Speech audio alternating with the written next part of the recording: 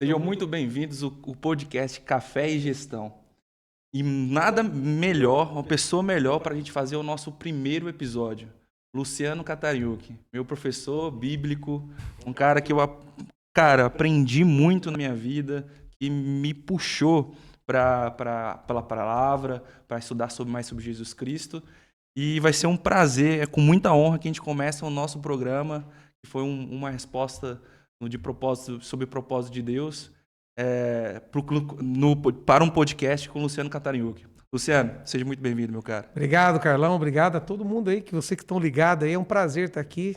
Vamos bater um papo, vamos falar sobre propósito, a gente já disse, vamos falar sobre projetos, vamos falar de coisas que seja relevante e com o intuito, principalmente, de atingir o coração das pessoas. Amém. Que as pessoas possam ter um relacionamento com o Criador, que o resto é consequência. Legal. O nome do podcast é Café e Gestão, mas, gente, vocês vão... Estamos tomando um café aqui, cafezinho, vamos tomar um cafezinho. Manda lá, Carlão. Nós vamos falar bastante de Deus e Jesus Cristo, porque nós somos cristãos, né? Exato. Luciano, cara, eu queria começar contando a história do porquê do podcast. Poxa. De onde veio o podcast? Eu comentei com o pessoal aqui da agência Nômalo que, por muito tempo na minha vida, quem contribuiu muito na minha formação, digamos que profissional e de novas ideias, novas ferramentas, foram os podcasts. Eu não tinha muito acesso às pessoas extraordinárias como você. Oxe. Hoje eu tenho muita oportunidade aqui em Cascavel. Tenho bons amigos, pessoas que de muito sucesso e são, enfim, na palavra. Cara, e aí eu fui escutando e eu senti sempre a vontade de ter um podcast para derramar na vida das outras pessoas, sabe? E aí, no início do ano, em janeiro, eu participei do podcast do Grupo Trinitar e foi uma experiência, cara, animal, absurda. Assim, eu quero fazer isso na minha vida. Eu quero participar dessa forma, eu quero contribuir dessa forma. E foi girando e as coisas foram encaixando, aconteceram alguns episódios na minha vida que eu falei assim, cara, chega, eu preciso tirar os projetos do papel. E o podcast foi muito uma resposta de Deus, cara. Tipo, legal. sobre propósito. E uma das coisas que eu tenho em mim, que além de ser um cristão, que a gente precisa pregar sobre o evangelho, mas é muito sobre derramar na vida das pessoas, porque eu tenho que ser grato que eu fui muito derramado. Legal. Então, esse é um dos motivos da gente ter o podcast, cara. E espero que a gente consiga gerar transformação para muitas pessoas aqui. Então, essa é a história do podcast. Eu acredito que quando se faz com propósito e faz para Deus, eu quero dizer para você que Deus, ele não deixa falhar para aqueles que têm um propósito nele.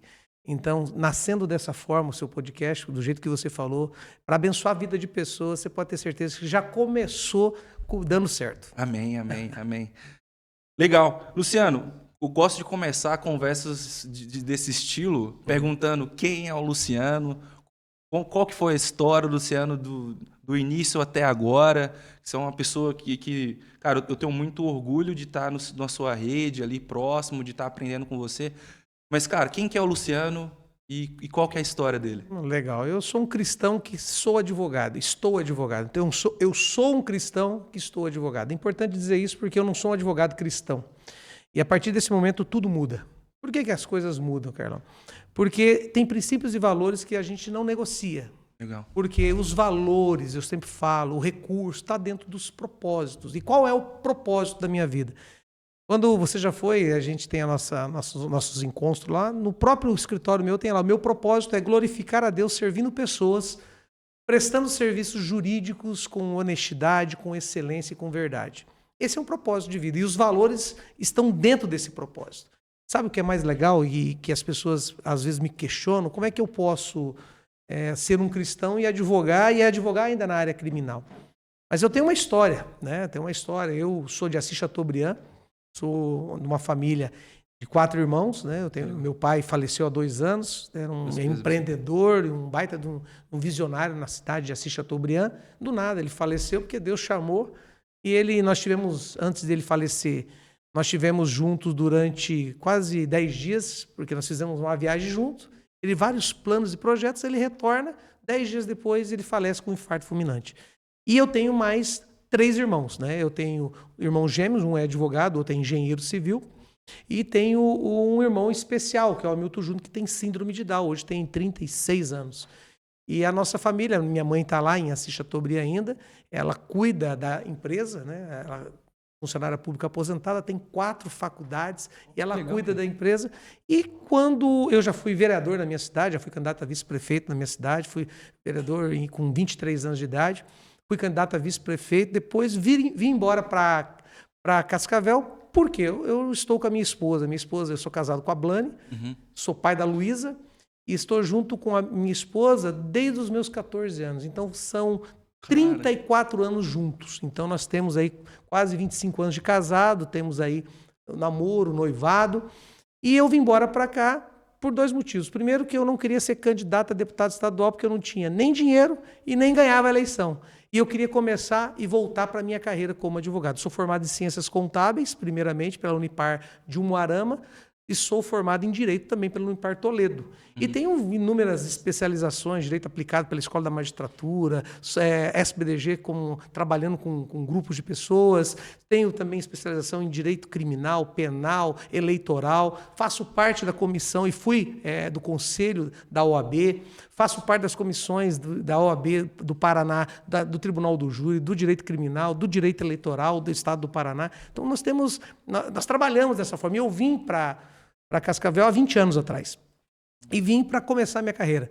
E começar a minha carreira, inicialmente, eu fiquei 1 ano estudando o dia todo na biblioteca pública. Então, eu chegava na biblioteca pública de manhã e saía quando ela fechava e ia para a Escola da Magistratura. Então, foi uma oportunidade que eu tive de passar 1 ano estudando, me qualificando e depois, nesse intermédio de tempo, porque eu estava me preparando para a magistratura e também para o Ministério Público, não teve o concurso, eu comecei a advogar e eu me apaixonei pelo direito.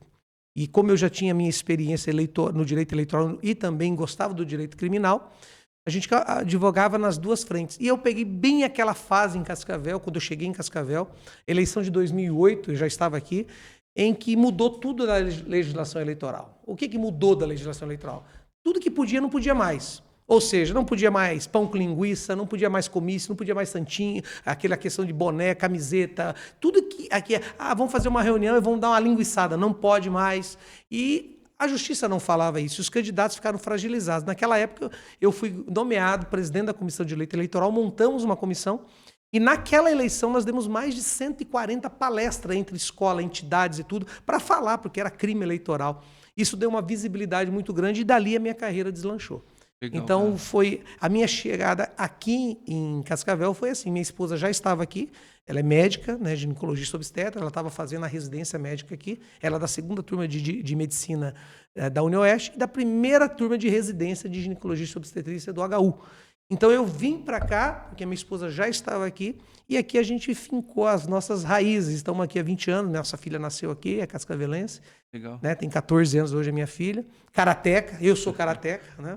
Sou faixa preta desde 1994, coloquei minha filha, sou pianista, coloquei minha filha no piano para que possamos tocar piano junto. Legal. Sou legendário, sou gideão internacional, faço parte e fazia parte do gabinete estadual, que são aqueles homens que distribuem aquelas bíblias pequenas, né, para... Como é que é o nome? Gideões Internacionais, que é uma associação de homens, né? Não tem vinculação com religião, mas são cristãos que tem a missão, desde 1898, em mais de 200 países e territórios, de distribuir aquele Novo Testamento. Até eu não trouxe aqui, tenho no meu carro, que entrega para as escolas, para as penitenciárias, entrega nos hotéis. Quando você abre uma gavetinha no hotel e vê um Novo Testamento azulzinho, são os Gideões Internacionais. Eu faço isso há 27 anos. É um dos ministérios que Deus colocou nas minhas mãos, que é a semente, né? Que é semear a boa semente. E a boa semente não volta vazia. Meu único papel é entregar para as crianças, para os presos, para os doentes e deixar nos hotéis para as pessoas serem impactadas pela palavra de Deus. Porque a palavra de Deus, né, nós como gideões, em Isaías 55, fala que a palavra de Deus não volta vazia, 55:11. Esse é o nosso tema. Então, esse é o nosso lema, né? Onde a gente deixa, a palavra volta. Só para você ter ideia desses Novos Testamentos, só no Brasil nós distribuímos 214 milhões de Novos Testamentos. E no mundo, quase 3 bilhões de Novos Testamentos. E eu faço parte desse ministério. Então, são vários ministérios, né? Sou professor da UDC, que é a Universidade da UDF, né? Universidade da Família, né? Que a gente fala do homem ao máximo, comunicação, legal, sexo e dinheiro, o tesouro, e ministro esses cursos também lá na igreja, para abençoar a vida de homens, como a gente faz nos legendários. Legendários, eu sou o legendário 50 710. Legal. Você me deu, ó, eu falei bastante, você perguntou quem que eu sou aí. Não, cara, fica à vontade aqui, eu tô aqui para ser um host e muito mais um aluno para tentar conduzir. Cara, eu tenho uma dúvida sobre os Gideões Internacionais, inclusive eu tenho vontade sim de participar, pelo menos ter uma experiência, tentar uma vez. Como é que funciona? Tipo, como é que é o processo? Vocês se organizam? Como é que é os Gideões são a organização? Campos. Então, ele tem a organização local, que a gente chama de campo. Nós temos 2 campos aqui, Campo Norte e Campo Sul. Legal. A gente distribui a cidade de Cascavel dividida no meio, a Avenida Brasil. Então, Campo Norte e Campo Sul, uma de cada lado. Não é para dividir o trabalho, porque é muito trabalho nas escolas e tal. Nós temos enfrentado muita dificuldade hoje na resistência da distribuição da palavra de Deus nas escolas, né? Eu digo isso porque eu já fui expulso dentro de uma sala de aula, inclusive lá no Santos Dumont, no Colégio Santos Dumont, que agora é cívico-militar. Chegamos numa sala e distribuímos o Novo Testamento à noite. Então os gideões foram de manhã, foi uma equipe de manhã, foi uma equipe à tarde e uma equipe à noite. A equipe à noite era eu e outro, nós sempre no mínimo 2, mas de manhã tinha mais alunos, então as pessoas foram, a diretora nos recebeu muito bem. E à noite, como tinha 2 turmas apenas, eu falei, olha, eu tenho audiência o dia todo, mas à noite eu vou. Chegando lá, eu e mais um amigo, né, o colega Gideão, Paulo, inclusive, na primeira sala a diretora apresentou, eu falei o que era, 1 minuto, e distribuímos para aqueles alunos que quiserem receber esse Novo Testamento. Chegamos na segunda sala, quando invertemos, né? Fala, agora você fala e eu distribuo. Falei para o Paulo que estava comigo, né, o Gideão. Quando ele levantou o Novo Testamento, nós queremos trazer um presente para vocês, que é um Novo Testamento, o professor falou, pode parar, na minha aula não.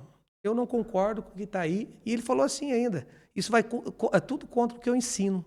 A professora ficou corada, a diretora ficou morrendo de vergonha. Pode ser retirado da minha sala, da minha aula? E nós se retiramos, aguardamos as duas aulas. Nesse tempo ficamos conversando com a diretora, ela pediu desculpa, aguardamos o intervalo, voltamos e distribuímos. Naquele, acho que não me engano, foi 27 Novos Testamentos. Essa é uma experiência que eu tenho, mas são inúmeras outras experiências que nós estamos tendo dificuldade de chegar até os alunos. Diferentemente, nós tivemos na penitenciária, e a direção da penitenciária nos possibilitou entregar para todos os presos, cela por cela. Naquele dia nós distribuímos 1.400 Novos Testamentos, aqui na PIC, né, que é a PTBC, que é a PEC. Né? E eu falei para o diretor assim, o que você fez aqui era o que as escolas deveriam fazer, que estão nos dificultando. Não são todas as escolas, mas uma boa parte. E quando elas impedem a gente de distribuir, a gente vai para a rua, a gente distribui na calçada, que ainda não é proibido. Em outros países já estão proibindo. Então a gente fala, não tem perseguição na palavra de Deus. Quem disse? Tem sim. Começou de forma velada, com aquela questão, o Estado é laico. O Estado pode ser laico, mas o povo é cristão. E eu estou oferecendo um presente para vocês. Você pode falar que quer e pode falar que não quer. Essa opção cabe a cada uma das pessoas.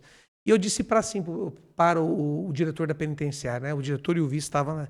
Falei assim, se as escolas fizessem isso como vocês fizeram aqui, talvez nós distribuiríamos muito menos Novos Testamentos aqui dentro. Porque ali já é o fim da lança, é a falência, né? Seja familiar, pessoal, a degradação do ser humano. Estar preso é complicado, né? Eu falo porque eu sou advogado criminalista. Então, às vezes as pessoas não falam, mas falam assim, matou, roubou? Então, põe no paredão e fuzila, né? Quem mandou? Sim, isso é verdade, quem mandou tudo, mas aí o Estado pune, só que o Estado não ressocializa. Então, a gente entra numa outra situação. O nosso papel lá, como Gideão, é levar a palavra de Deus e saber que quando a pessoa pega a palavra de Deus, que é o Novo Testamento, e ela lê, é o único livro que quando você lê, o autor do livro está do seu lado, que é o Espírito Santo. E a gente crê que esse Espírito Santo transforma a vida desses homens. Não é a palavra do homem, mas é a palavra de Deus. Então, é uma forma que a gente tem também de contribuir para a ressocialização desses presos. E a mesma coisa doentes, né? Quando a gente vai, por exemplo, num hospital e distribuímos a palavra de Deus lá, a ideia é que a pessoa que está ali, ela encontre alento ali, o familiar que está ali. Quando a gente vai, por exemplo, e distribui num hotel, mas por quê? A gente não sabe, mas a gente deixa para cada quarto e voltamos de 6 em 6 meses para poder estar ali repondo, porque a ideia é que a pessoa leve embora, é porque o maior índice de suicídio que não é divulgado, tem muito suicídio que ocorre dentro do quarto do hotel.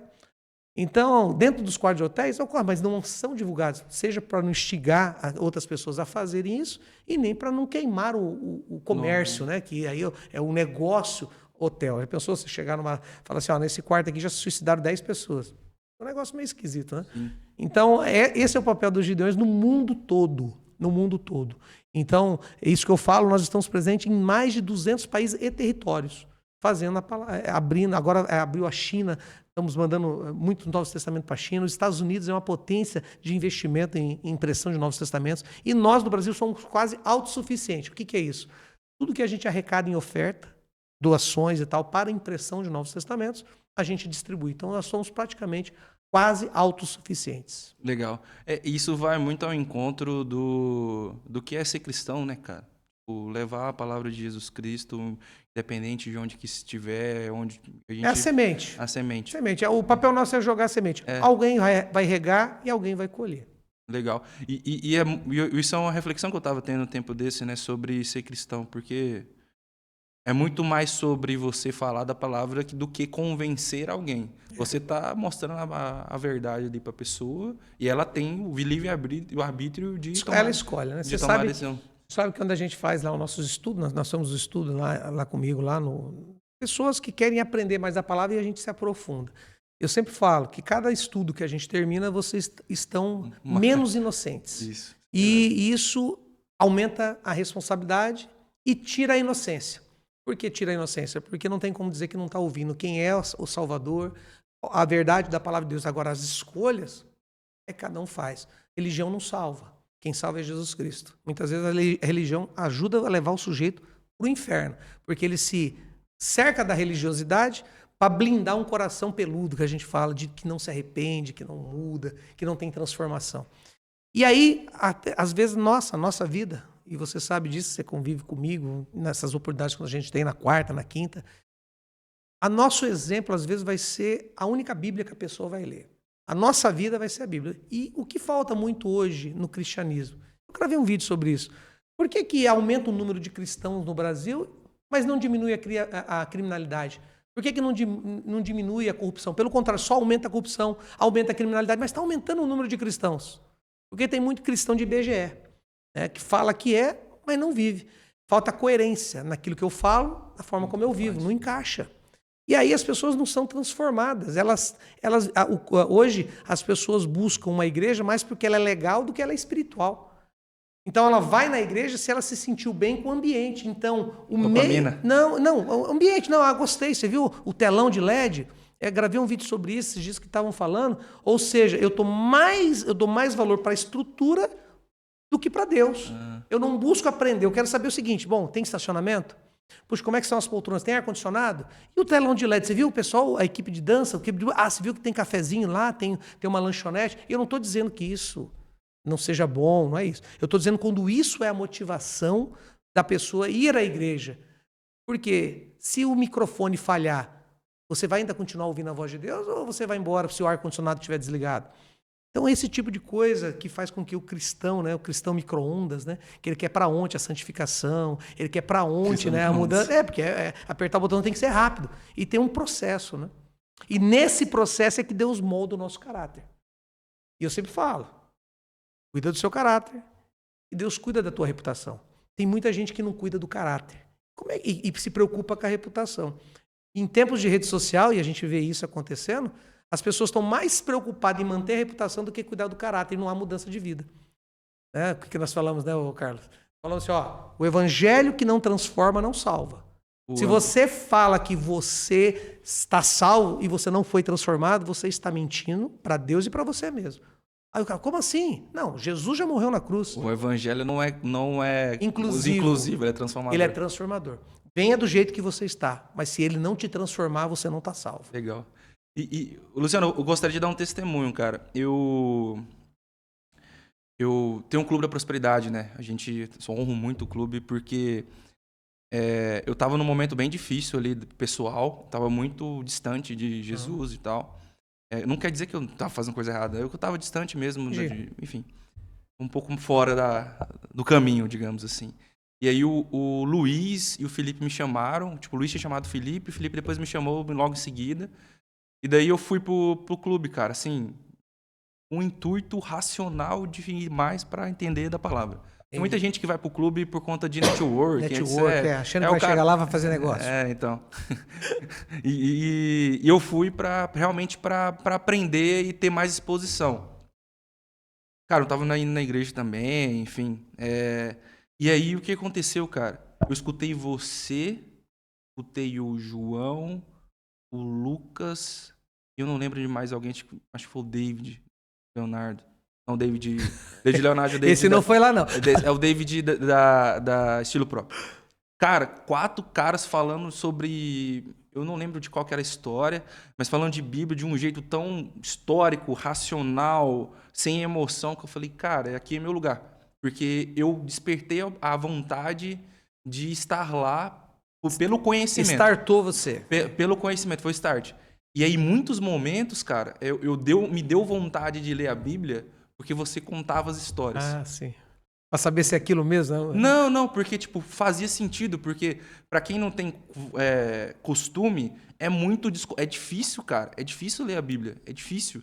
Você ter um contexto, e quando você tem alguém guiando ou contando um início, é bem legal, cara, é bem diferente. É assim, você sabe que quando a gente ficou agora, nós estamos no nosso grupo lá de estudo, lá um ano e meio estudando o livro de Gênesis. 1 ano e meio, agora que nós chegamos. Isso. E quando a gente começa a contextualizar, porque a Bíblia ela é viva, a Bíblia não é um livro só histórico, ele é a palavra de Deus, cara. E aí tem aquele contexto, né? O que não está na palavra não é verdade, é o que eu creio. Uhum.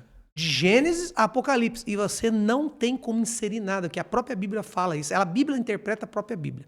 Você sabe o que é legal? Que quando você começa, até quem está nos assistindo, a ler e a querer conhecer de Deus, Deus vai se revelando para você. Porque quem nos revela quando a gente lê não é o nosso intelecto. Porque tem cara que é doutor, o fala, né? O bicho da goiaba, mas ele não consegue ler a Bíblia, não entende, porque é revelação. A Bíblia é revelação. E ela é revelada para nós através do Espírito Santo. Então, quando a gente começa a pedir, Deus começa a revelar. Sabe quando você lê, aquilo fica muito claro para você? Isso que você fala que eu faço, é contar a história de uma forma em que você consiga compreender e se colocar na história. E quando você lê, fala, agora eu entendi, fez sentido. E isso faz com que você não só se motive, como aprenda. Porque a história da Bíblia, né, a Bíblia ela não esconde nada. Ela não esconde, por exemplo, que um homem segundo o coração de Deus como Davi adulterou, depois planejou um homicídio, depois mentiu para encobrir esse homicídio que ele tinha feito. Daí ele é escancarado, né? Natan vai lá e esfrega na cara dele. Aí ele se arrepende, e Deus perdoa. Aí Deus fala, só que vai ter um problema, a espada não vai sair da tua casa. Aí os filhos, um estupra a filha, né? Os irmãos ali, o irmão estupra a irmã, aí o outro irmão mata ele, foge, corre atrás do pai. Sabe essas coisas que a Bíblia não esconde? Porque ela fala da nossa natureza. Então, quando a gente começa a olhar para o Velho Testamento e olhamos para o Novo Testamento, olhamos que é o complemento da graça através de Cristo, a gente começa a ficar claro, porque são pessoas como nós, que agem da mesma forma. Nós comentamos lá, né, do povo que estava no Egito, quando estava lá em Números 11, número 14, em Números 11, o povo começa a reclamar e fala, não vou comer mais essa desgraça de maná, não aguento mais. Mas o que era o maná? Aí eu perguntei, o que é o maná? Fala aí, gente. Era um pão. Como é que era? Um pão, assim, doce. E o que mais que era o maná? O maná era um pão sírio. Eu falei, nossa, é uma sementinha. Tá lá em Números 11. Aí fala, define o que é maná. Maná era uma semente embranquiçada que caía com o orvalho. Todo dia o povo tinha que sair, colher essa semente. Torrar ela, socar no pilão ou no coisa, e amassar, fazer a massa e fazer um pão, e tinha gosto de azeite. O povo estava enjoado, quero comer carne. E está escrito lá. Aí lá no capítulo 11 ele fala assim, vocês querem comer carne? Aí Moisés fala assim, não aguento mais esse povo. Porque lá no Egito a gente comia carne à vontade. Lá no Egito tinha cebola, tinha alho. Poxa, mas lá no Egito você era escravo, cara, se liga. Sabe essa coisa? Isso está escrito em Números 11, quem está nos assistindo, leia lá. E aí Moisés fica indignado, fala assim, Senhor, eu não aguento não, me mata. Eu não aguento esse povo, não. E aí Deus fala pra ele. A gente até brincou que Moisés teve burnout. Teve burnout, falamos hoje. Ele chegou num ponto, eu não aguento mais. E aí ele pegou e falou assim, bom, Senhor, e agora? Deus falou, fala pra esse povo aí que ele vai comer carne. Mais de 1 milhão de pessoas. Aí Moisés fala assim, mas como comer carne? De onde é que vai ter cabrito, sei lá, vaca pra todo esse povo aí? Ele falou, e Deus fala com ele, você tá achando que eu não tenho poder pra isso? Fala para esse povo que ele vai comer carne hoje, não vai comer 1 dia, 2 dias, 5 dias, 30 dias, não, vai comer até sair pelo nariz. Está escrito lá. Está escrito. Então, quando você começa a olhar isso, a gente olha para o nosso comportamento humano. A gente é a mesma coisa com Deus. Gravei um vídeo esses dias, porque Deus falou comigo muito profundamente. Quando a gente olha para a história do filho pródigo, a gente lembra, o filho pródigo foi embora, daí gastou tudo, né? Pediu a herança dele antecipada, foi, gastou tudo. Aí quando ele estava comendo lá, nem a comida dos porcos, ele falou, pequei contra Deus, pequei contra ele, vou voltar. Sim, mas o grande pecado do filho pródigo não foi ter ido embora. Foi quando ele pediu a antecipação da herança, porque ele quis dizer para o pai dele assim, olha, isso na cultura judaica era assim, pouco me importa você. Eu quero só o meu dinheiro. Ou seja, ele matou o pai em vida. Ele quer dizer, eu não quero ter relacionamento contigo. E é a mesma coisa nós hoje com Deus, porque esse pai representa Deus. Então as pessoas não querem, muitas vezes, ter relacionamento com Deus, querem o que Deus pode nos dar. Então, quando a gente entende esse contexto e traz para a nossa vida, e traz para a nossa vida pessoal, para a nossa vida profissional, a gente começa a fazer a diferença no mundo. E como que a gente faz a diferença no mundo? Mostrando para o mundo que nós somos diferentes. Porque se você for igual ao mundo, você se contamina. Quando você se contamina, você passa a ser mais um. É difícil? Claro que é. A gente hoje não compartilhamos lá na nossa conversa, hoje de manhã, pessoas com lutas, pessoas que falam, faço tudo certo, problemas de saúde, problemas que veio, acidentes que aconteceram, mas a gente tem que olhar para o quê? Para a esperança. O que nos dá esperança? É o dinheiro que está na conta bancária? Eu quero dizer para você que não é. Eu tenho uma experiência dessa, pessoal. Quero contar para você, aproveitar, né, o nosso primeiro podcast. Quando eu estava com 30 quando a minha filha nasceu, eu tive uma experiência. Eu estava, assim, a minha carreira tinha decolado, a carreira da minha esposa, nós tínhamos comprado a nossa casa, nós tínhamos planejado a nossa filha, nós já tínhamos viajado o mundo inteiro. E eu não estou falando isso para me engrandecer, não. Isso para mim não é nada importante. Não, isso foi Deus que foi nos concedendo. E a gente planejou a nossa filha depois de 10 anos de casado. Agora nós vamos ter a nossa filha, que fez 14 anos agora. É 11 anos de casado. Então vamos ter a nossa filha. Planejamos a nossa filha, compramos uma casa, tudo planejado. Tinha um carro bom, ela, o emprego dela, a profissão dela como médica, voando, né? Médica, inclusive, na rede pública, operando em hospital particular. Eu, advogado, estava voando em toda a imprensa e tal, e fazendo a coisa acontecer, andando de carro novo. Compramos uma casa, reformamos a casa, mudamos para casa, faltando um mês para minha filha nascer. Tudo certo. Uma vida certa, com Deus, na presença de Deus, fiel na igreja, Gideão dedicado. Sabe aquela coisa? Uhum.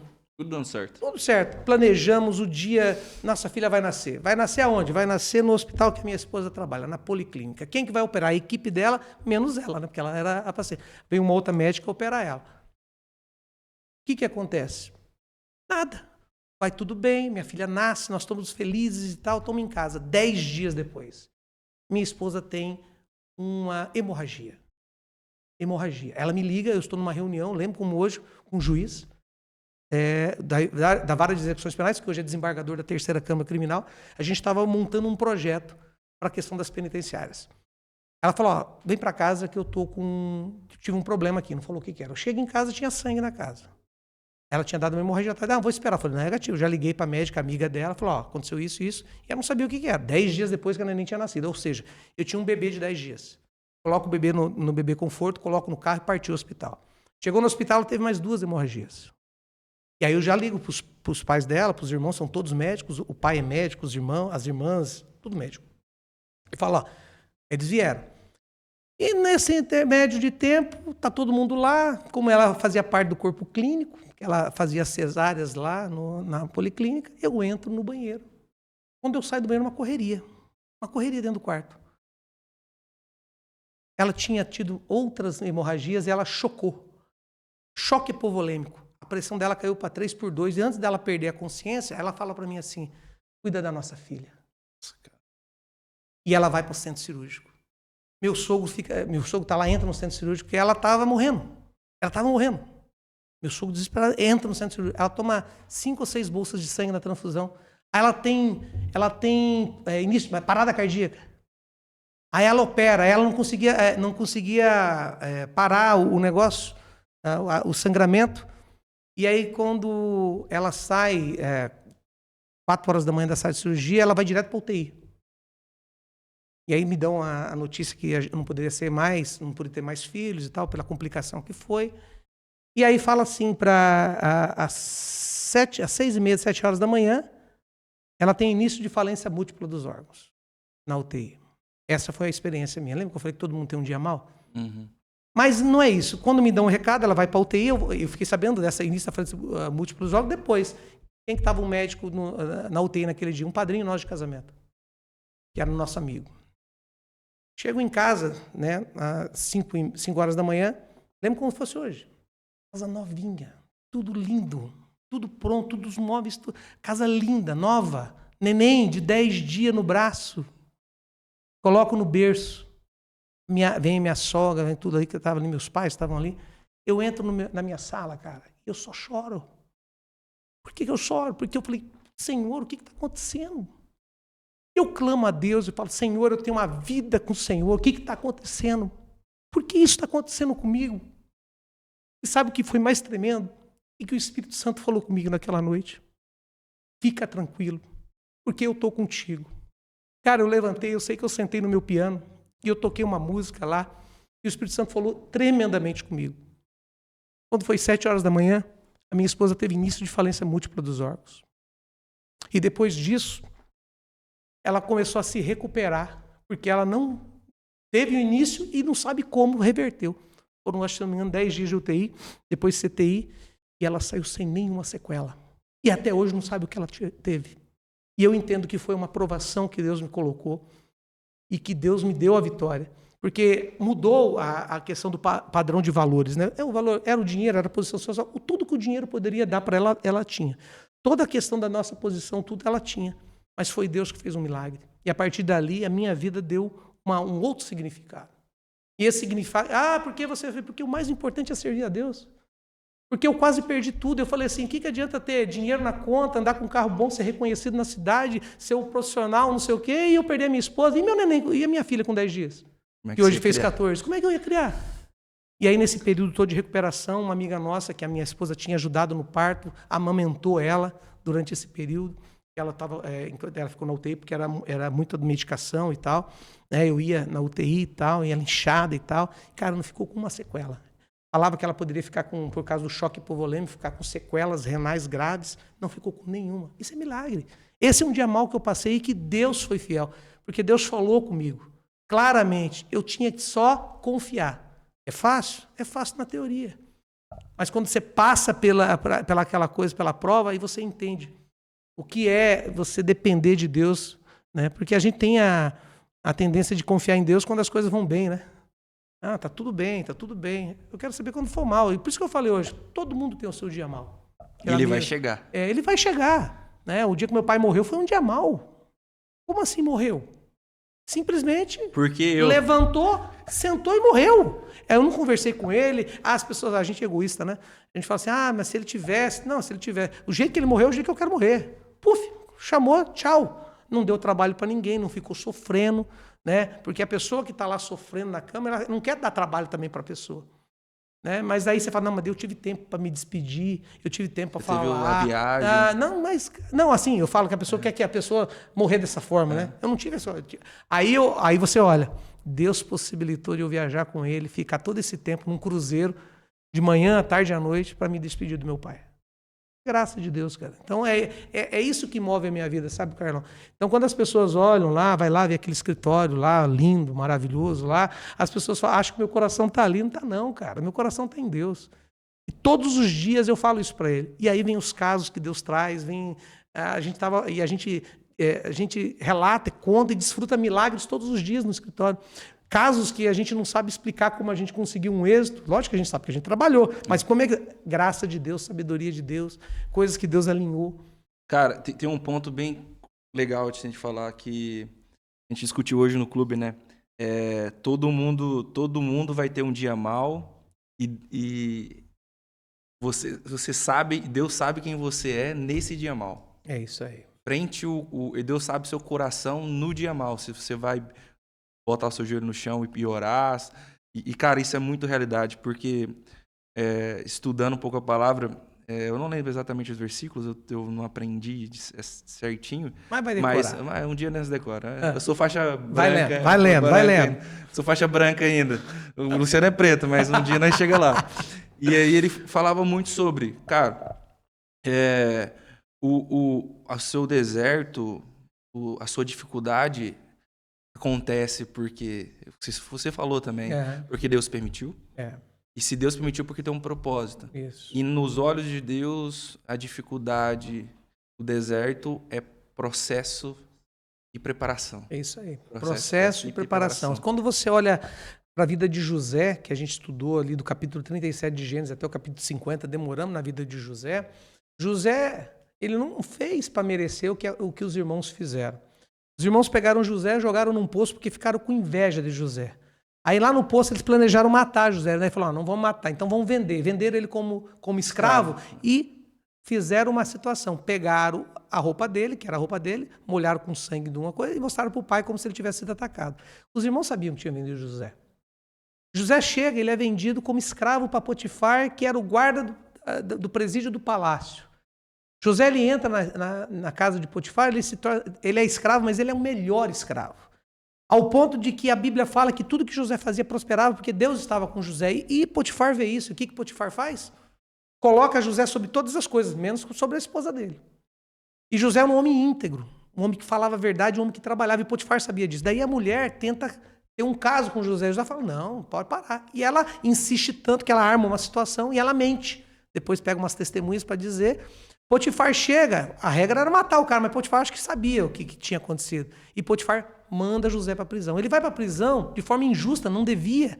E lá na prisão, o que ele é? Um preso, mas ele é o melhor preso. Ele é excelente no que ele faz. E a Bíblia fala, e tudo ia bem, porque Deus estava com José.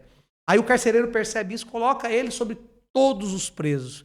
E aí ele, lá com todos os presos, ele olha dois homens. Um copeiro e um padeiro, que estavam com o rosto, o semblante diferente, porque ele cuidava dos presos. O que aconteceu? Eles contam um sonho. Eu tive um sonho. E conta o sonho o padeiro e conta o sonho o copeiro. E ele revela o sonho para os dois. Fala assim, o teu sonho significa o seguinte, você, daqui 3 dias, vai acontecer isso, isso, isso, e você vai sair daqui. É isso que significa o seu sonho. O seu sonho é o seguinte, daqui 3 dias você vai morrer. E aquilo acontece. Só que para o copeiro, ele fala assim, quando isso acontecer com você, lembre-se de mim, porque eu estou aqui injustamente. E ele conta a história dele. E sabe o que a Bíblia diz? Que o copeiro, acontece o que acontece, o copeiro volta a servir o rei, porque o copeiro tinha uma função essencial no rei. Ele provava todas as bebidas do rei, para que ele não seja envenenado. Por que o padeiro foi morto? Porque tinha uma conspiração para matar o rei, era o padeiro, não era o copeiro, ele prendeu os dois. Só que o copeiro esqueceu, cara. Depois de 2 anos que se passaram, o rei tem um sonho, e aquilo incomoda ele, que é as 7 vacas magras que comem as 7 vacas gordas. É aquele sonho que é aquele tempo da fome e da coisa que ele não entendia o que era. Chamou todos, ninguém sabia o que era. Aí o copeiro se lembra de José. Sabe uma das coisas que eu aprendi com isso? Quando o copeiro se lembra de José, ele fala, olha, tem um cara que me revelou o sonho. E foi muito interessante, porque tudo que ele falou que ia acontecer, aconteceu. Aí o rei fala, onde é que está? Está na prisão. Traz o preso. Quando chega lá, o rei quer falar com você. José era preso, mas ele era um preso de excelência. Ele toma banho, troca de roupa. Pensa, ele estava pronto já. Quando Deus te chamar, você tem que estar pronto. Entendeu? Quando bater na tua porta, você já tem que estar suando, já de pronto para fazer. E José chega na frente do rei e o rei conta o sonho. José revela o sonho para o rei. Conta tudo que vai acontecer, daí ele fala assim, o senhor tem que ter um planejamento. O rei era o faraó. E o senhor tem que ter um planejamento. Porque tem que ter um homem à frente disso que vai fazer isso, isso, isso. E monta ainda a estratégia. O rei olha para ele, não tem um homem melhor que você. Você vai ser o governador do Egito. Depois de mim só vai ter você. Peraí, o cara sai da cadeia, direto para o trono, e passa a ser o segundo homem mais importante do Egito. Deus tinha um propósito. Naquele tempo de prisão, naquele tempo de escravo, Deus estava forjando José para ser governador do Egito. No tempo de Deus, ele foi governador. Sabe por quê? Porque se o copeiro tivesse lembrado de José antes, talvez o rei falasse assim, bom, como eu fiz injustamente, o cara te ajudou, tira o cara da cadeia, eu vou liberar o cara. E talvez não, José não seria o governador do Egito. Mas Deus tinha um outro plano. Mas não é só essa beleza. é que depois que a fome vem, sabe os irmãos de José? Os irmãos, aqueles que venderam José, que mentiram para o pai, que Jacó achava que José estava morto, que era o filho do coração dele, porque era filho da mulher que ele amava, que era Raquel. Ele pega e manda os filhos para o Egito. E quando os irmãos de José chegam, ele reconhece os irmãos. Ele não se vinga. Ele faz, eu vou resumir aqui, ele faz uma artimanha para os irmãos retornarem e trazer o irmão mais novo, que ele ainda não conhecia, que era Benjamim. Que a mãe morreu quando deu a luz a Benjamim. Trago, vocês têm que trazer, se vocês não forem bandidos, vocês têm que trazer. Vou segurar um de vocês preso aqui até vocês voltarem. Acaba a comida e eles trazem Benjamim e o pai fala, pelo amor de Deus, eu já perdi um filho, se eu perder esse eu vou morrer. Não, pode ficar tranquilo, nós vamos trazer. Chega lá, ele faz uma artimanha para segurar Benjamim. E aí os irmãos entram em desespero. Falam, não, se o senhor fizer isso, vai matar o nosso pai. E aí José não se aguenta. Manda sair todo mundo da frente do palácio e abre o coração dele.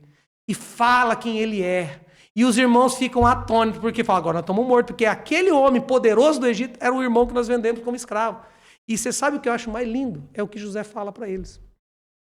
Não foi vocês que me mandaram para cá. Foi Deus para salvar toda essa gente. Para salvar o nosso povo. Sabe o que é isso? Perdão. José já tinha perdoado os irmãos. Cara, e quando eu leio esse texto eu choro, cara. O dia que eu li lá de novo, cara, já li umas 10 vezes, eu choro, porque é você entender que o perdão, a forma, o que Deus está no controle, mesmo durante as tragédias da vida, o cara lá, de filho preferido, vira o quê? Vira escravo, depois vira preso, demora-se aí 14 anos para ele se transformar o governador do Egito, daí passou-se 2 anos quando os irmãos vêm, e aí ele se revela para os irmãos, traz toda a família, né, que é o povo de Israel, que Israel era Jacó, eles vêm para onde? Para o Egito, o rei dá a melhor terra, a terra de Gósen para eles se instalam ali e o povo cresce. O povo cresce. E o povo fica ali até Moisés libertar, porque daí esse povo é escravizado, aí tem toda uma história, aí vem Moisés para livrar o povo. Cara, é lindo isso daí. Quando a gente... tem muito ensinamento para a vida pessoal e profissional. Perdão, confiança, excelência, lealdade. Excelência, lealdade. E, cara, e é isso que é legal aqui nessas discussões que a gente sempre conversa. Você vê, né? Tipo, eu tô com o meu bloquinho de notas aqui. Eu falo que isso aqui é a prancheta do engenheiro gourmet, né? Porque engenheiro de escritório. É uma A3. Cara, porque você vai... Se você estiver assistindo o podcast, ficar tomando nota de cada ponto, cara, tem muito ensinamento. A palavra de Deus é assim, ela é viva. Ela é mais atual do que a notícia que vai sair daqui a pouco nos portais de notícia. Porque Deus já viu o fim antes do começo. Deus já viu o fim antes do começo. Agora, como é que a gente encara isso na nossa vida? Nós temos uma possibilidade, Carlão, de entender que tudo é Deus, ou que nada é Deus. Essa posição é você que vai adotar com o seu comportamento. Porque eu já conversei com muito ateu. E deixa eu deixar claro para você. O cara pode não ser cristão e ser um excelente pai, um excelente marido, um excelente cidadão, uma excelente pessoa e ir para o inferno. Porque na minha fé, pelo que eu creio da palavra de Deus como cristão, o que nos faz ir para o céu é o sacrifício de Jesus na cruz, que aquele sangue derramado perdoou os meus pecados porque eu não sou digno. Eu, por mim mesmo, eu vou para o inferno. Um dia me perguntam, mas você vive na igreja, é legendário, é Gideão, é professor não sei o quê, vai no culto de manhã, vai no culto à noite, quando tem, né? E sim, por quê? Porque eu sou ruim. Eu sou muito ruim, eu sei disso, a minha natureza é péssima. Por que eu estou sempre? Porque eu preciso estar em contato diário com a palavra. E mesmo assim eu falho, mas Deus me perdoa. E aí eu estou ali, Senhor, tem misericórdia, pensei uma coisa que eu não devia pensar. Falei uma coisa que não devia falar, desejei uma coisa que não devia. É o tempo todo, porque a santificação ela é diária. A salvação ela é imediata. Quando você entende, sabe, Carlão? Quando você entende o sacrifício de Jesus na cruz, porque é racional, você toma uma posição. E quando você toma uma posição e reconhece esse sacrifício e entrega a sua vida e fala, Jesus Cristo é meu Senhor e meu Salvador, naquele exato momento o Espírito Santo vem habitar dentro de você. Você não é mais o mesmo. Aí a santificação começa. Diária. Todos os dias. É a carne lutando contra o espírito. É a santificação. É você alterar suas amizades. É você alterar os seus ambientes. É o que você fazia, você deixa de fazer. Você não pagava ninguém, começa a pagar todo mundo. Você mentia, deixa de mentir. Você traía, deixa de trair. Por isso que eu falei, o evangelho que não transforma, ele não salva. As pessoas estão vivendo um evangelho vazio e mentiroso. Jesus, ele transforma. Se ele não transformou a sua vida, você é simplesmente um religioso hipócrita. E vai viver dentro da igreja e vai para o inferno quando morrer. Ah, mas é muito duro. É a palavra. Né? Então não é uma condição de religião, é a condição de Cristo. Quem me leva para o céu ou não é Cristo. Ah, eu não penso assim. Boa sorte. Pague para ver. Eu confio em Cristo. Sabe aquela... Eu sempre falo aquela teoria de Blaise Pascal. Lembra que eu falei? Né? A teoria de Blaise Pascal é um negócio... muito legal, né? Muito interessante, porque você pode, né, entender de que Deus, e viver dessa forma como se Deus não existisse, né? Você pode definir, ó, Deus não existe. E viver como ele não existisse. E morreu. E você está certo. O seu ganho é o quê? Nada. Não, o seu ganho é finito. Porque acabou aqui. Você acreditava que Deus não existia. Deus realmente não existia. O seu ganho é finito. Você acredita que Deus existe. E ele não existe. Você morre, ele não existe. A sua perda é finita. Por quê? Porque ele termina aqui. Agora você acredita que ele existe. E ele existe. O seu ganho é infinito. Porque é a eternidade. Agora, você acredita que ele não existe. E ele existe, Blaise Pascal diz, aí a sua perda é infinita. Levando de uma forma consciente isso, e Blaise Pascal, ele era um matemático, um físico, que criou a calculadora, a questão da atmosfera. Ele falou assim, olhando de forma racional, probabilística, é melhor viver como se Deus existisse do que viver como Deus não existisse. Porque quando a nossa vida aqui é muito pequena. Tem gente que vive nessa terra, empresários, nós estamos falando para empresários, para pessoas profissionais liberais, para empregados, como se a vida fosse eterna aqui. Não é eterna, é que Deus colocou a eternidade no coração do homem. A Bíblia fala isso, mas não é para viver aqui, é para viver com Ele. Porque quando a gente fecha o olho aqui, a gente abre o olho na eternidade. Que a tua vida e como você está levando a sua vida, e eu falo para as pessoas que estão assistindo esse podcast, é que vai definir se é com Deus ou sem Deus. Para a eternidade você vai. Amém. Para a eternidade você vai. Quando fechou o olho. E outra coisa, a eternidade não será, ela já é. Porque o que é a eternidade? Muitas pessoas falam, é porque é bem assim. Não, é a ausência do tempo. E a ausência do tempo é algo poderoso. Por quê? Porque a gente não consegue entender, porque nós vivemos no Cronos, que é que o dia tem 24 horas, a semana 7 dias, um mês 30 dias, o ano 365 dias, e vira as estações, e a gente vai ficando cada vez mais velho, uns chegam aos 40, aos 60, 80, 100 anos, ou morre com 15, ou morre com 20, ou morre com 30, mas a gente vai ter um fim. Quando o diabo, Satanás, quis usurpar a função de Deus, quis usurpar e enganou 1/3 dos anjos, o que Deus fez com Satanás? Prendeu ele no Cronos. Ou seja, ele está preso aqui nesse mundo, no Cronos. E esse mundo vai acabar. Eu não acredito. Boa sorte para você. Eu creio. E vivo como se eu fosse morrer hoje. Não como se eu fosse morrer daqui a 30 anos. Por isso que é todo dia pedindo perdão, Senhor, tem misericórdia de mim. Eu não sou bom, me perdoa, me ajuda. Para que a gente possa ter uma vida na eternidade. Hoje nós falamos sobre perseverar e ter esperança. Legal. E Paulo fala que aquele homem que espera somente dessa vida é o mais miserável de todos os homens. E ele fala, para mim o viver é ganho, mas o morrer é lucro, cara. Essa percepção de vida muda a forma como você lida com os seus negócios, como você lida com a sua família, quando você lida com as pessoas, quando você lida com a religião. Porque às vezes a religião te cega, eu tenho uma dúvida, inclusive, pessoal que está assistindo o podcast, deixem as dúvidas aí, a gente vai em algum momento responder, participem. Esse momento está sendo muito forte, a gente está entrando muito fundo na palavra e agora vamos nem começamos a falar de nada profissional, hein? Então, ainda vamos começar a fazer as conexões agora. Não vamos começar agora. Luciano, eu tenho realmente uma dúvida que é o testemunho, né? Na verdade, eu gostaria que você contasse um desafio marcante que você teve em gestão, em empreendedorismo, que você teve que se posicionar assim como um cristão, sabe? É assim, pensa comigo. Eu vim para cá, não conhecia ninguém. Lá em Assis Chateaubriand eu tinha sido vereador, Eu tinha participado de associação comercial, de câmara. Eu era conhecido igual nota de R$2, de moedinha de R$1. Todo mundo me conhecia. Uhum. Todo mundo me conhecia. Eu tinha sido candidato a vice-prefeito, e é bom que o vice não perde. Quem perde é a candidata, né? A candidata perdeu e eu perdi por causa dela. Então não foi eu que perdi, foi ela.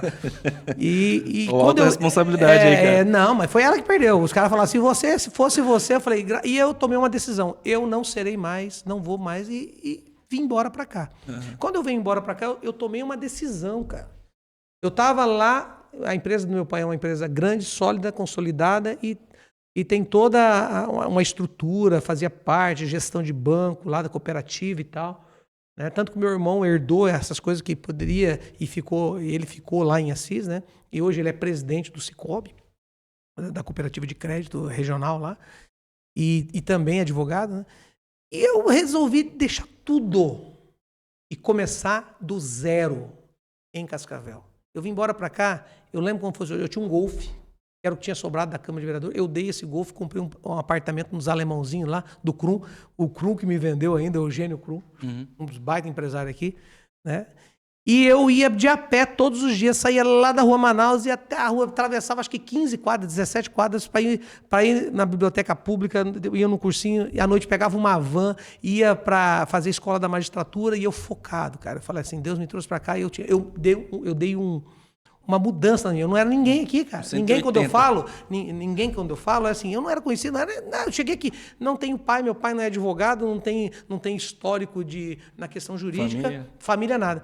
Passa-se um ano, não abre nenhum dos concursos que eu queria fazer. Simplesmente não abriu nenhum. Nenhum. Do que eu queria fazer, porque nós tínhamos um grupo de 5 pessoas que estudava todos os dias focado. 2 ficaram advogados e 3 viraram. Um virou policial federal, encontrei com ele agora esses dias aqui. Uma virou delegado da polícia, o outro virou auditor da Receita Federal, e eu fui advogado e o outro colega foi advogado. Nós 2, graças a Deus, estamos muito bem. Né? Ele está advogando numa área de questão do agro, eu sou criminalista. Mas Deus fez isso e fez eu abrir um escritório. Por quê? Porque eu não tinha um cliente. Mas eu sabia que Deus ia prover. Nunca.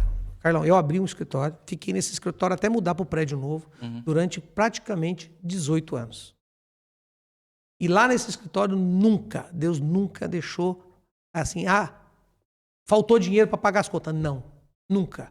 E daquele escritório, eu construí tudo que eu construí aquele escritório que você sabe que é uma obra de arte.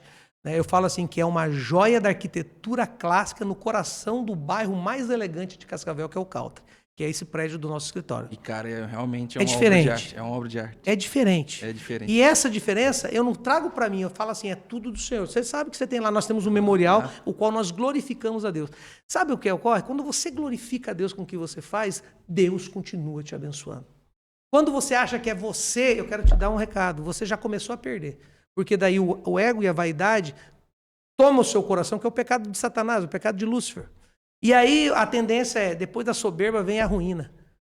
É batata, cara. É só um tempo para você perder o que você ganhou. E aí você vai perder por quê? Porque Deus não está preocupado com o que você tem, está preocupado com quem você é. Eu falo para você que está nos assistindo, Deus está preocupado com quem você é. Ele sabe quem você é. Para de viver uma vida dupla. Falei com uma pessoa muito próxima para mim. Você tem uma vida dupla, você vai para o inferno. Muda isso, que Deus conhece a tua vida. E eu disse isso para a pessoa, até que veio à tona para dar a possibilidade dele de não preservar a reputação, mas salvar a alma dele, cara. Falei para ele, agora tem as consequências. Lembra que a gente falou plantio ou colheita? Nem tudo é o diabo. Tem gente que fala, é o diabo, tá dando errado, é o diabo. Rapaz, tem gente que o diabo não chega nem perto e fala, vai jogar a culpa em mim. E a culpa é dele. Ele tomou atitudes erradas, ele fez escolhas erradas e ele está colhendo o que ele plantou. Sabe qual é o problema das pessoas? É que quer atribuir a culpa. Sabe aquela autorresponsabilidade que você falou? A pessoa quer jogar a culpa no diabo, o diabo não tem culpa.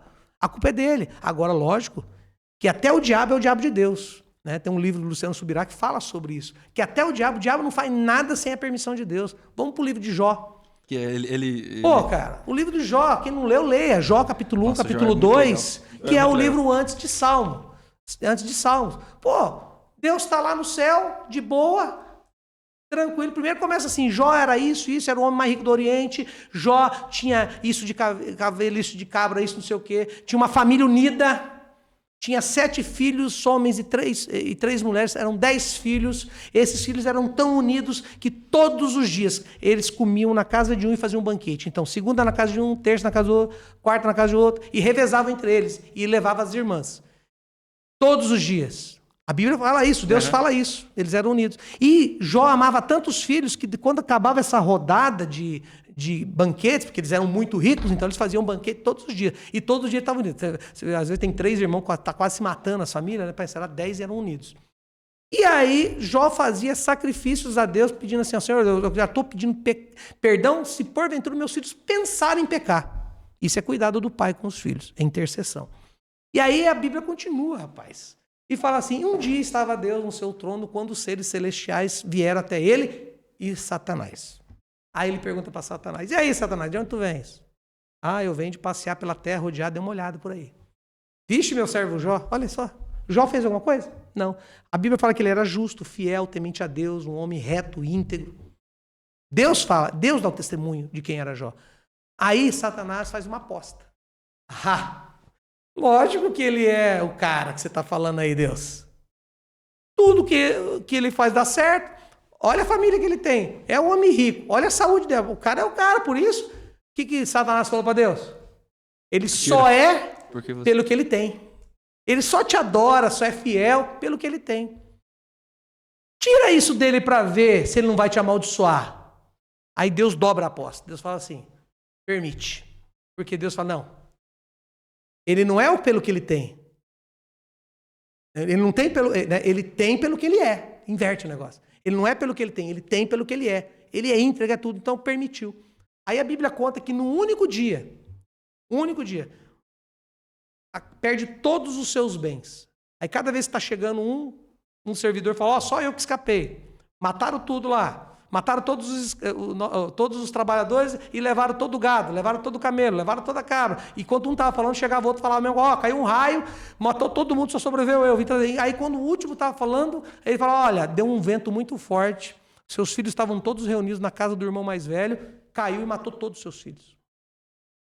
Morreu todo mundo. Cara, num único dia, num único momento, perdeu todos os bens, perdeu toda a sua família. Toda a sua família. E aí a Bíblia diz que Jó agradece, olha para o céu e diz assim, tudo é do Senhor.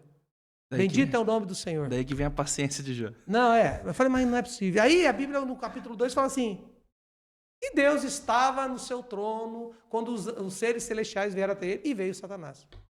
E fala assim, vixe meu servo Jó? Eu falei, não é possível. Você vai olhando, viu como que é o servo fiel, reto, tal. Eu falei, também, né? Saúde? Olha a saúde que ele tem. Tira a saúde dele, porque muitos homens, o Satanás fala, você pode tirar tudo, mas se você tirar a saúde, ele nega por causa da saúde dele. Tira a saúde dele para ver se ele não te amaldiçoa. E Deus permite, cara. Permite tirar a saúde de Jó, mas não permite que ele o diabo matasse. Ele fala bem claro. E diz que era tão terrível, que diz que encheu o seu corpo de chagas, ao ponto de que ele pegava caco de telhas para raspar a sua chaga. Então fedia. Cheirava mal. Aí é quando a mulher dele chega, né? Eu até, rapaz, Deus me abriu a minha mente em relação a isso. E chega e fala assim, louco, amaldiçoa esse Deus e morre. Aí ela fala assim, mulher insensata, Deus nos deu as coisas boas, deu as coisas ruins, bendito seja o nome do Senhor, é tudo para ele. Nu a gente veio, nu a gente vai voltar. Sabe que eu ficava bravo? Falava assim, nossa, matou todos os filhos, tirou todos os bens, mas só deixou a esposa. Só para fazer ele se desviar, né? Mulher desgraçada, malequita, né? Não, eu falei assim, uma vez, aí teve uma revelação, falou assim, você já perdeu um filho? A maioria das pessoas fala, não teve essa experiência. Falou, essa mulher no único dia perdeu 10 filhos, 7 filhos, 7 filhos homem, 3 filhos mulher, perdeu todos os bens e estava vendo um homem que ela amava, podre ali no chão, apodrecendo vivo, que raspava, fedendo.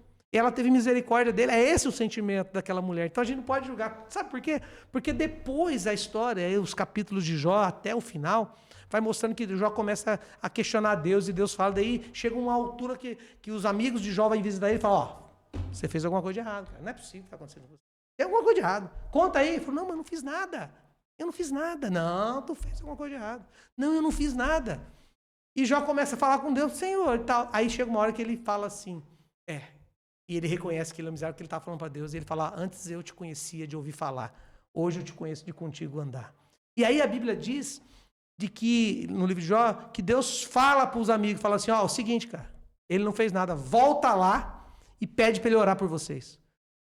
Como é que você vai pedir para um cara que está lascado, perdeu tudo, perdeu a família, perdeu os bens, perdeu a saúde, eu vou lá, eu estou muito melhor que você, como é que eu vou pedir para você orar? Porque Deus sabia qual era a essência de Jó, cara. Não era a aparência, era a essência de Jó. É isso que Deus cobra de nós. Qual é a nossa essência? Porque Deus sabe qual é a nossa essência. Por isso que às vezes ele deixa uma provação, algo acontecer na nossa vida para mostrar quem nós somos. Permite. Permite, porque ele permite isso porque ele quer... Ele sabe qual é a nossa essência. Deus sabia qual era a essência de Jó. Por isso que ele dobrou a aposta que o diabo fez. Deixa para ver se ele não te amaldiçoou. Ele falou assim, não. Jó só tem pelo que ele é. Pode tirar tudo que ele vai continuar sendo quem ele é. Porque Deus conhece a identidade nossa, a nossa essência. E aí sabe o que a Bíblia fala? Que quando os amigos de Jó voltam, falam com ele, Jó ora por eles, cara. Olha, os caras falaram um monte para ele. Jó ora. E quando Jó está orando, a Bíblia diz que Deus muda a sorte de Jó. E Jó recupera tudo que ele tinha em dobro. Aí os caras falam, em dobro como? Sim, em dobro, tudo. Inclusive os filhos. Porque filho ele não teve 20, ele teve mais 10. Porque filho ele já teve 10. Porque filho você não tem, você sempre vai ter. Uhum. E teve 10 filhos com a mesma mulher. Não foi com outra mulher. Deus preservou essa família. Aí mostra a responsabilidade do homem, ao casal, porque o homem e a mulher é um só. Sabe aquilo que a gente tem e a gente ensina nos legendários? Né, que a gente fala sobre a questão do casamento, fala da importância do homem, que o homem deve amar a sua esposa como Cristo amou a igreja, ao ponto de dar a sua vida pela sua esposa. Rapaz, nós vivemos um tempo de homem moleque que corre, que se tiver um problema ele coloca a mulher na frente da linha de tiro. Homem com 40 anos que está jogando videogame em casa, que não traz sustento, que não saiu da casa da mãe. Essa geração é uma geração complicada, porque o diabo ele quer destruir a família. Como é que ele consegue destruir a família? Destruindo a masculinidade, destruindo o homem. Empoderando a mulher, não porque ela não tem poder, porque ela está assumindo posição, porque o homem... Por ausência de posicionamento. É lógico. O homem, quando fala assim que o homem tem que fazer o papel dele é proteger a mulher, é para não sobrecarregar a mulher. Que a mulher tem o papel dela. E tudo que ela conquistou é por mérito. Só que o que está acontecendo? Mulher com 40 anos, ela não tem filho, ela está criando um pet. Só que qual foi o papel para qual Deus criou a mulher? Então, quando entende isso, você vê que a mulher está fazendo isso porque ela está andando com uma BMW com 50 anos de idade, morando numa cobertura e com dois cachorros e 40 gatos. Vai falar para mim que essa mulher vai chegar com 60 e ela vai olhar, cadê? Não, mas cada um escolhe. Não é. É quando você... Por exemplo, isso aqui é um microfone. Não é um microfone? Uhum. Qual que é a função dele? Captar o som. Captar o som, mandar para a mesa e captar. Esse é o propósito desse equipamento aqui. Esse é o propósito. Mas eu posso pegar esse microfone e eu posso colocar ele como peso de mesa. Vai voar o papel, eu coloco aqui.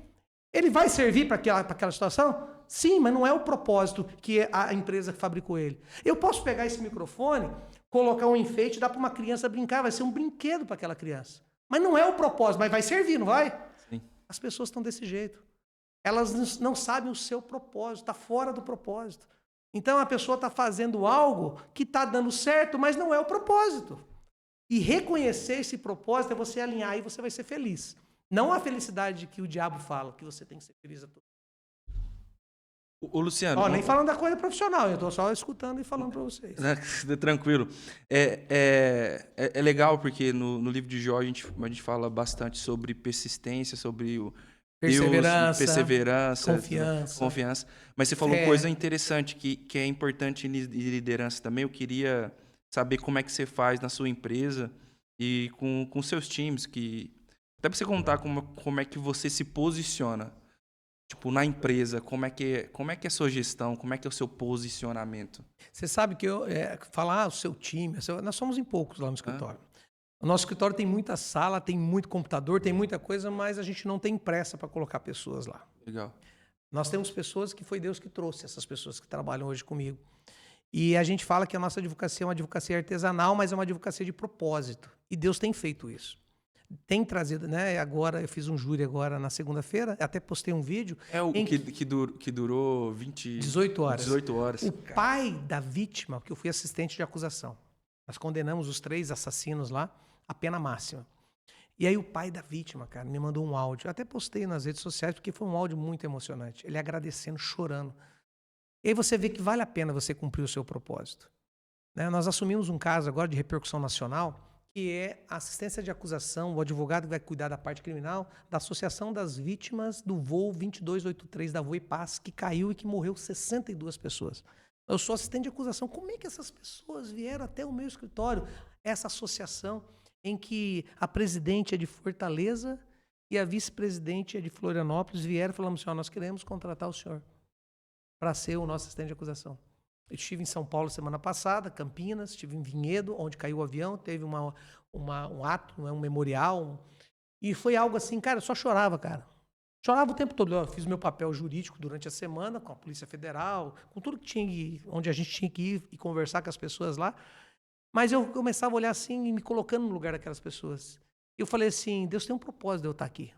Você sabe que Deus tem um propósito. Agora, você está servindo o seu propósito. Por isso que eu falei, qual que é o propósito do microfone? Talvez você tenha um propósito, você não sabe qual é o seu propósito. E você está no lugar errado fazendo a coisa certa. Então eu pego isso aqui, seguro, está voando as folhas, eu pego ele, faço o de peso e coloco. Ele está fazendo a coisa certa para não deixar nada voar, mas não é o propósito. O propósito do microfone é esse. Qual que é o seu propósito? E quando a gente entende, porque eu sei qual que é o meu propósito, eu falei para você no início, está lá escrito no memorial. Porque quando eu fiz o prédio, né, a gente fez toda a estrutura, toda a terraplanagem. Primeira estaca do prédio. Terreno lá vazio, fizemos a primeira estaca. No centro do terreno. Chamei todas as equipes. Tinha 5 equipes trabalhando simultaneamente. Era seu irmão que construiu o prédio, não foi? Meu irmão, foi um engenheiro civil, o arquiteto, o design de interiores, e ele executou a obra. Então eu chamei toda a equipe. Peguei uma Bíblia que eu tinha 20 anos, que é a Bíblia que eu usava. Depois eu comprei uma nova, porque eu não peguei uma Bíblia para jogar no buraco. Peguei e falei assim, nós vamos fazer um ato profético de consagração. Essa Bíblia aqui é minha há 20 anos. Eu leio ela todos os dias. Nós vamos colocar essa Bíblia na fundação, na primeira estaca, porque a palavra de Deus é o que vai regir tudo o que vai acontecer aqui.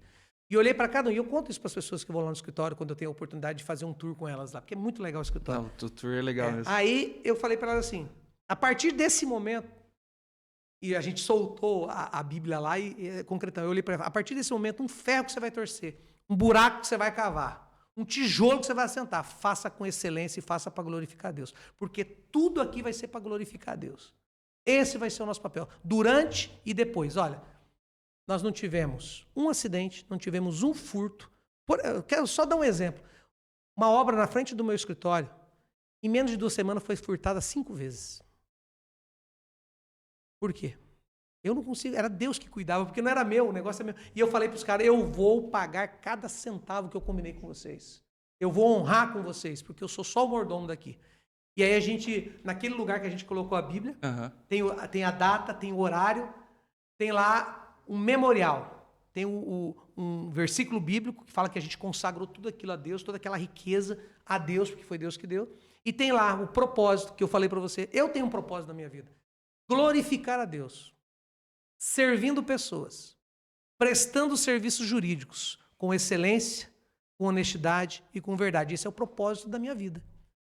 Então eu não preciso ser um pastor para fazer a obra de Deus. Não, eu estou servindo a Deus onde Deus me colocou e glorificando o nome dele. É fácil? Claro que não é. Eu sou advogado criminalista, cara.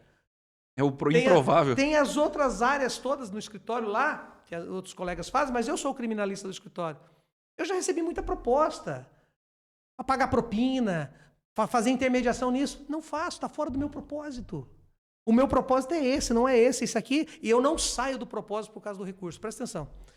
Aquelas pessoas que estão... Quem sai do propósito por causa do recurso perde a bênção. O recurso, ele vem atrás do propósito. Ou seja, o recurso segue a bênção. As bênçãos que me seguem, não é eu que corro atrás das bênçãos. Tem gente correndo atrás de bênção, correndo atrás de revelação. A revelação está na palavra de Deus. Legal. Eu achei interessante, Luciano. Tipo, você respondeu a pergunta falando dos pilares, né? Que é excelência, honestidade e verdade. E uma coisa que eu percebi, cara, lá você tem advogados associados, pelo que eu entendo. Mas tem uma galerinha nova, né? Tem uns três. E, cara, como é que é a gestão? Tipo, porque você, querendo ou não, você faz a liderança ali e você treina esse pessoal. Como é que é a sua gestão? Eu preciso influenciar eles com a minha vida. Esse tem sido o meu objetivo. O que eu sou, eu sou. Eu não sou uma cara, tem 2, 3 caras. Eu sou quem eu sou. Eles sabem a essência de quem eu sou. E tudo que eu sou de verdade. Eu não sou de mentira, eu não tenho 2 caras. E eles convivem comigo o dia todo. Eles viajam comigo, eles preparam os processos comigo, eles fazem o júri comigo. Por exemplo, agora eu estava com os dos 3 lá que estão lá, que são novos, né? 2 estavam comigo, ficaram 18 horas comigo, mas antes disso eles participaram. E eles vêm, e eles participam dos milagres. Participa, cara. E qual que é a questão? Eu espero e eu trabalho para que eles sejam melhores do que eu. Eu não quero que eles sejam menores, eu quero que eles sejam maiores. Eu quero que eles sejam bons, eu quero que eles façam mais. Eu falo isso, né? Tanto para o menino quanto para a menina, que são os 2 estagiários novos lá. Eu falo, vocês precisam ser melhores do que eu. E é para isso que eu trabalho. E aí a gente não trabalha com volume, a gente trabalha com processos assim focados, né? Acabei de falar para você 2 aqui que são recentes, são processos. Como eu trabalho nas operações, eu pego aquele caso, é o caso da vida daquele cliente, não é mais um caso. É o caso da vida do cara. E a gente trabalha aquele caso de forma específica e especial, fazendo com excelência. Porque nós temos uma situação, eu não sei, o nosso segredo lá. Antes de fazer para o cara que me contratou, eu faço para Deus. Porque é isso que Deus fala. Antes de você fazer, você faça para mim. Um dia eu falei para um traficante, aí, um sujeito, falei para ele, cara, minha vontade é ter te largado. Porque você não paga, você é nosso cego. Porque tem criminoso que é cego, tem criminoso que é honesto. Ó, que coisa, né? Pagar o advogado, porque o meu dinheiro é lícito. Estou trabalhando pro cara, fazendo, mas o que você faz? Eu defendo a lei, eu não estou defendendo o que ele faz. Estou defendendo as circunstâncias, não é que eu vou livrar o cara, não é isso. Às vezes as pessoas não entendem isso. Ah, como é que você cristão mas complexo. Defende o bandido. Eu falei, não defendo. Ele olha na minha vida, ele vê Deus. Porque chegou um cara para mim e falou assim, tem como fazer? Eu falo, se você quiser fazer isso, procure outro profissional. A sua saída aqui é essa, tem que fazer isso, isso e isso. Hoje eu tive uma experiência. Hoje, antes de vir para cá. Falei pro promotor quando acabou. Falei, se eu estivesse no lugar dos colegas, eu tinha falado, porque a cliente, a ré, eu sou assistente de acusação de uma senhora, que ela deu um golpe nessa senhora gigantesco, ela mentiu de forma deslavada, mas mentiu. Eu falei pro promotor, falei assim, doutor, se eu fosse o advogado dessa mulher, eu tinha feito ela confessar. Porque tá na cara que é mentira. As provas são aqui. Só para você ter ideia, ela mentiu de forma deslavada, ficou feio, ficou ruim, vai ser condenada. E eu estou trabalhando para que ela seja condenada e seja punida. Teve uma situação que chegou na minha mão, a mulher matou o marido dormindo com um tiro na cabeça. Presta atenção nisso. Matou o marido dormindo com um tiro na cabeça. Eu tenho gravado isso, é bem bacana, não a morte, né? Tenho gravado essa situação, desenrolar essa situação.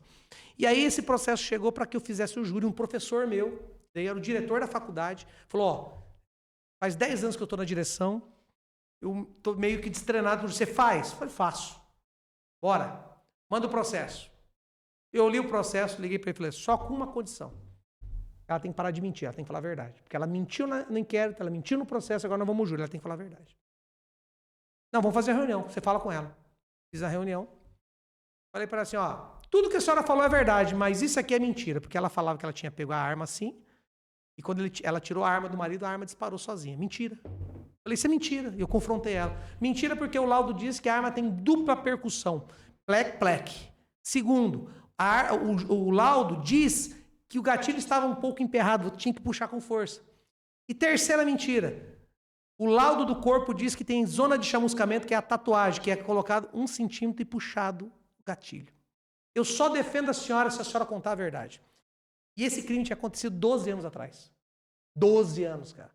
Quando ela matou o marido, a filha tinha 14 anos e o filho tinha 7. Agora o filho estava com 19 e a filha com 26. A filha já tinha um filho, então ela já era avó, e o menino estava no exército. Isso aconteceu no Rio Grande do Sul. Ela chorou muito. Aí ela me falou, eu vou falar a verdade. Então vamos pro júri. Deixa o resto comigo. O que você acha que eu fiz no júri? Só falei a verdade. Eu mostrei o que essa mulher viveu na mão do marido dela. Como que esse cara, naquela noite que ela matou ele escancarou a amante na frente dela, bateu nela, espancou ela, colocava a arma dentro da boca dela e chacoalhava na boca dela, batia na testa dela a arma, que estava todas essas lesões, e falava para ela, se você dormir, eu te mato. Só que ele dormiu. Ela catou a arma e pá, na cabeça dele. Foi absolvida. Uma outra mulher, que eu falei, você tem que contar a verdade. Ela matou o marido dormindo em Matelândia com 2 golpes de machado, um nas costas, no meio da cabeça. Daí ela fala assim, que o cara não parava de gritar. Daí ela foi lá, pegou a faca e arrancou a cabeça dele. E aí, doutor, eu falei, vai contar a verdade. Conta tudo isso que você me contou. Fala pro jurado e deixa o resto comigo. Você sabe o que eu fiz? Eu contei a verdade. Ela matou assim. Inegibilidade de conduta diversa. Porque o cara era bandido. A vítima, eu enrolei, pra você ter ideia, eu imprimi os antecedentes criminais dele, da vítima, enrolei e pedi pro colega que estava junto comigo, falei, pega aí, na ponta, na frente do jurado. E a gente foi esticando os antecedentes criminais. Sabe até onde foi? Até na porta de saída do júri. Eu olhei pro jurado e falei, quem era o bandido aqui? E contei a história do relacionamento. Fui absolvida. A pessoa chega lá, não sei, porque ela começou com essa história, alguém entrou aqui, alguém matou. Eu falei, conta a verdade, fala a verdade. Então, isso faz a diferença. Mas também eu perco muito cliente. O cara chega lá... vou falar pra você, não é uma posição fácil. O cara chega lá, conta uma história pra mim, olha pra cara dele, é mentira. Eu não quero, não aceito o seu caso nessas condições. Porque ganhar um processo não é só absolver o réu. Porque às vezes as pessoas ficam falando, tem que absolver o cara. Não, quando você reduz a pena, tal, quando você conta, e você tem que liberar o cara. Nessa mulher do tiro na cabeça, ela me manda um áudio, depois que ela é absolvida. Esse áudio eu faço depois um vídeo, coloco as cenas do júri, e ela fala assim, doutor, eu quero te agradecer. Eu devo a minha vida ao senhor. Eu quero dizer que o senhor mudou a minha vida. Porque o senhor me livrou não do perigo da cadeia, de ser presa, mas da mentira que eu convivia há mais de 12 anos, que me consumia por dentro. Cara, isso é ser cristão, rapaz, na prática. É exercer a minha função para mostrar Jesus para a vida da mulher. Não é insistir... Porque eu olhava hoje para os 4 advogados dessa pessoa que hoje... Os 4. E até... Sabe como é que eu terminei o meu questionamento? Eu questionei, eu falei, você vai continuar mentindo assim? É isso mesmo? Então você está negando, você não fez? E tem as provas, né? Ele falou, sim. Boa sorte com a sua consciência. Aí o advogado ficou bravo. O senhor não pode falar isso. Eu encerrei assim. Por quê? Porque uma coisa que a gente não desliga é a consciência. Você vai dormir no travesseiro, que jeito? Eu já tive propostas, pessoas sentadas na minha frente, eu te ofereço tantos mil reais para você fazer tal coisa, para acertar o negócio. Eu falei, eu não faço esse tipo de coisa. Não, mas eu vou te pagar tanto. Eu não quero. Eu tenho propósito e tenho princípios. Eu não negocio. O recurso é só consequência. Agora, qual que é a diferença? A diferença é você suportar isso. E você só suporta isso se você tem uma vida coerente com aquilo que você fala. É fácil? Não é. É possível? É. Jesus falou, no mundo tereis aflições, mas tem de bom ânimo, porque eu venci o mundo. Mas não foi fácil. Ele não falou que você não tinha problema, você ia ter um mar de rosas. Porque às vezes a nossa vida, ela você está aqui, eu estou aqui com você, numa boa, de repente dá uma doença grave em mim. Eu fui arrebatado de uma coisa inesperada. E aí? Se a minha fé está baseada na circunstância, eu vou esmorecer. Mas se a minha fé está baseada em Cristo, eu vou entender que aquilo lá, ele pode me curar ou não. E se não me curar, eu vou voltar com ele. Então, quando você... É igual a bússola, né? O GPS. O GPS, ele pega o ponto que você está, no ponto, né? Para saber para onde você vai. Se onde você está é Cristo, cara, fica tranquilo. Cara, legal. Eu acho que, de uma forma bem resumida, você lidera essa galerinha nova. E os 3 parecem ser muito jovens. Bons. Isso vai ser muito bom, sabe? São comprometidos. São bem comprometidos. É influência e exemplo, né, cara? Exatamente. Influência e exemplo. Porque eles estão vendo. A pessoa, eu falo tudo isso aqui, legal, gravando aqui no podcast, vou lá na igreja, prego, dou aula, estou lá ministrando e não vivo nada disso. Eles estão comigo, cara. Eles veem um dia a dia. Eles estão comigo. Porque ele vai falar assim, hipócrita, falso. Mas eu vivo isso que eu estou falando para você. E eu estou falando para as pessoas que estão assistindo, é possível. É fácil? Não é. Mas é possível. Pode te custar? Pode. O quê? Tudo. Tuas amizades, teu emprego, as circunstâncias. Pode custar tudo. A pergunta é, mas o que você quer? Você quer essa vida momentânea de prazer e o inferno para a eternidade? Ou você quer o céu, que pode também te dar muitas coisas boas durante essa vida? Aquela versão, não, para ir para o céu tem que ser pobre, tem que ser miserável, tem que ser... Isso não existe. Também não significa que você tem que ser rico. Tem gente que é rico, vai morrer rico, porque Deus deu esse dom para ele, mas ele usou para ele. Lembra do rico insensato que Jesus fala que o cara plantou, colheu e colheu uma safra muito maior. Ele olhou e falou, preciso fazer celeiros maiores e colocar todos os meus bens aqui dentro. Desmanchou, fez celeiro maior, colheu, colocou todos os bens dele e falou assim, agora estou tranquilo, vou descansar e usufruir do que tem. Aí Jesus fala, aí Deus fala para ele, louco, hoje pedirão a tua alma. O que tens, para quem vai ficar? Sabe o que é isso? Isso é um alerta para nós. Por que um alerta para nós? Alerta para mim, eu falo isso com temor no coração. Porque às vezes a gente entra num loop de trabalho, e eu tenho trabalhado muito, e minha esposa tem cobrado, eu aqui faço um lado, falo, você tem que ficar mais, eu falei, não, tô organizando. Cara, é uma dúvida, inclusive, Luciano, porque você falou, cara, tem Homem ao Máximo, você dá aula, tem os cursos que eu sei que você faz também, tem umas coisas, porque você falou lá no estudo. Legendário. É legendário. É Gideão. Terça-feira vamos distribuir Bíblias. É legal. E assim, cara, minimamente, e tem sua empresa, tem sua família, você é pai, cara, tem muita coisa. Tem a família. Tem imprensa.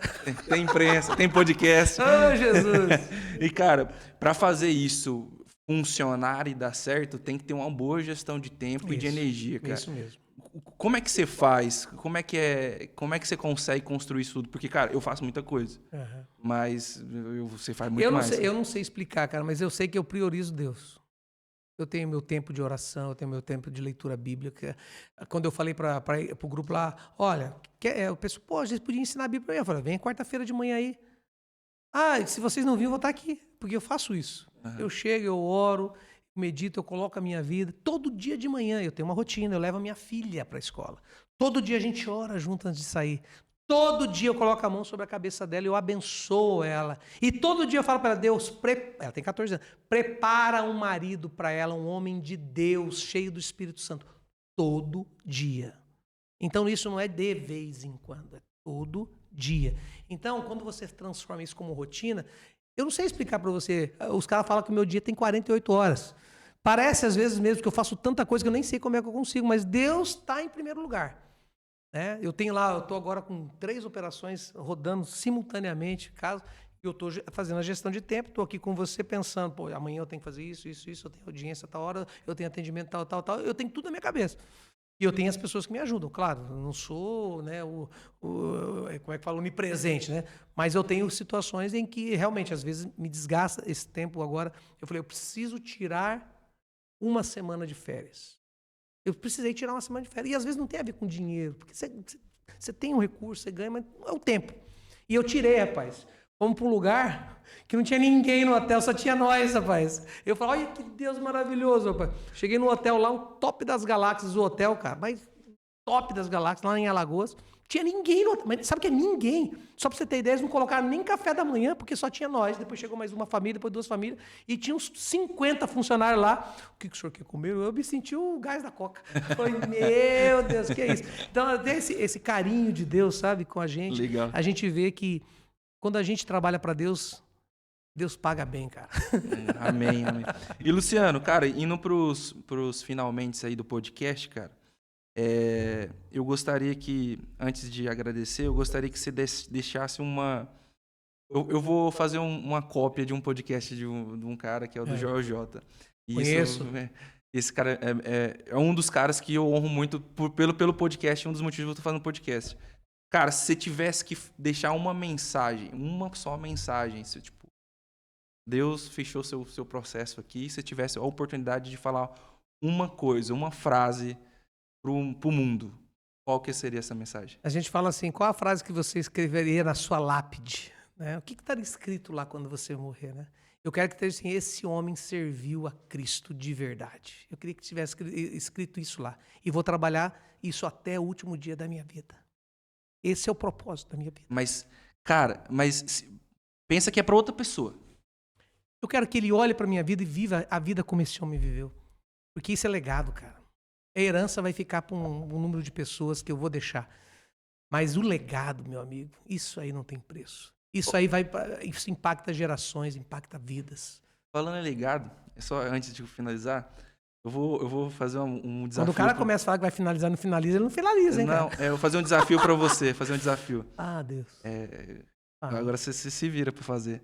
Cara, sobre legado, você tem muita história e faz muita conexão com Deus, Bíblia e realidade.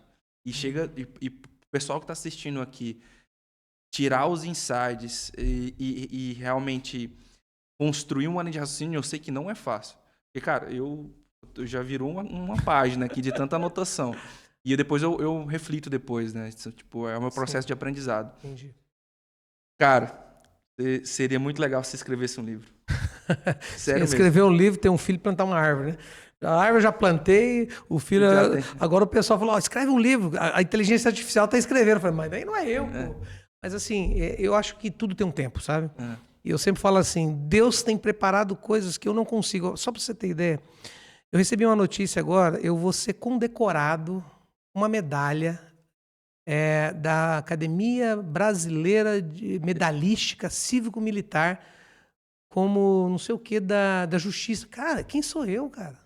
Quando chegaram lá com o convite, não é aquele migué que os caras pagam, né? E compra pro segundo colocado, não sei. Não tô pagando nada, não.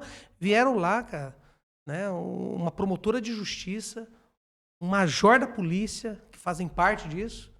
Legal.